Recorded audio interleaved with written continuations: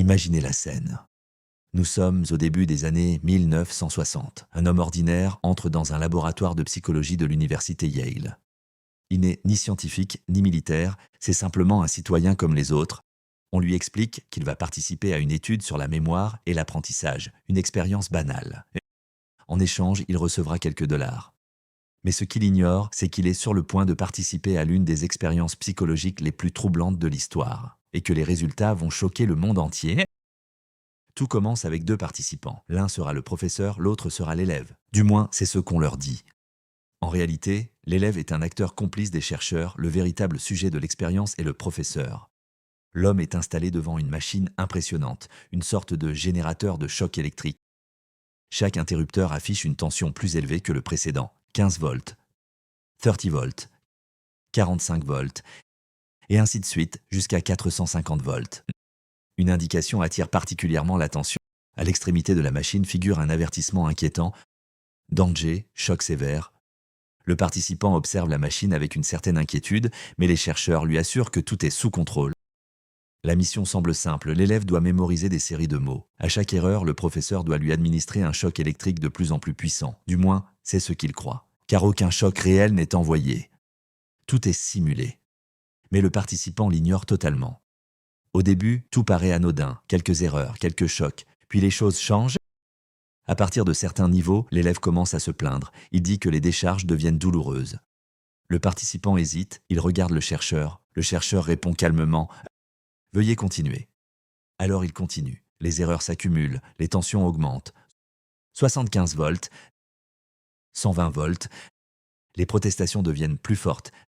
L'élève se met à crier. Il affirme souffrir.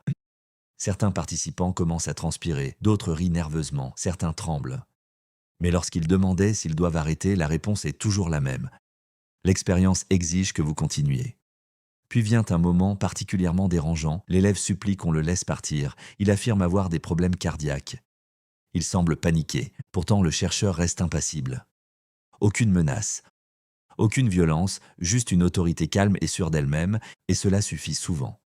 Ce qui va suivre surprend même les chercheurs. Beaucoup pensaient que seuls quelques individus iraient jusqu'au bout, peut-être des personnes particulièrement cruelles, peut-être une minorité. Mais ce n'est pas ce qui se produit, la majorité continue. Encore et encore, jusqu'aux niveaux les plus élevés, jusqu'à ce que l'élève cesse complètement de répondre comme s'il était inconscient. Ou pire, le résultat final est stupéfiant. Environ 65% des participants vont jusqu'à administrer ce qu'ils croient être une décharge de 450 volts, le niveau maximal. Des hommes ordinaires, des voisins, des employés, des pères de famille. Des personnes qui, dans la vie quotidienne, n'ont rien de violent. C'est la question qui fascine encore les psychologues aujourd'hui. Ces personnes n'étaient pas sadiques, elles n'éprouvaient aucun plaisir. Beaucoup étaient profondément mal à l'aise, mais elles se trouvaient face à une autorité légitime, un scientifique, dans un laboratoire prestigieux. Et cette simple présence semblait déplacer la responsabilité, comme si elle se disait inconsciemment « Je ne fais qu'obéir ». Le psychologue Stanley Milgram lance cette expérience quelques années seulement après les procès de criminels nazis. Une question l'obsède. Comment des individus ordinaires peuvent-ils participer à des actes terribles simplement parce qu'une autorité leur demande ? Les résultats suggèrent une réponse inquiétante. La frontière entre l'obéissance et la désobéissance est beaucoup plus fragile que nous aimerions le croire. Aujourd'hui encore, l'expérience de Milgram est étudiée dans le monde entier. Elle a été critiquée, débattue, reproduite sous différentes formes, mais son message continue de déranger, parce qu'il nous oblige à nous poser une question très inconfortable. Que ferions-nous à la place de ces participants ? Serions-nous parmi ceux qui s'arrêtent ou parmi ceux qui continuent ?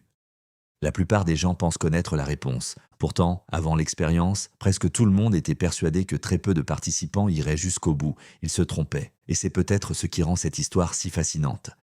Si cette histoire vous a surpris, dites-moi en commentaire, à quel moment auriez-vous arrêté l'expérience ? Parce que la vraie question n'est peut-être pas ce qu'ont fait les participants. La vraie question est, qu'aurions-nous fait à leur place ?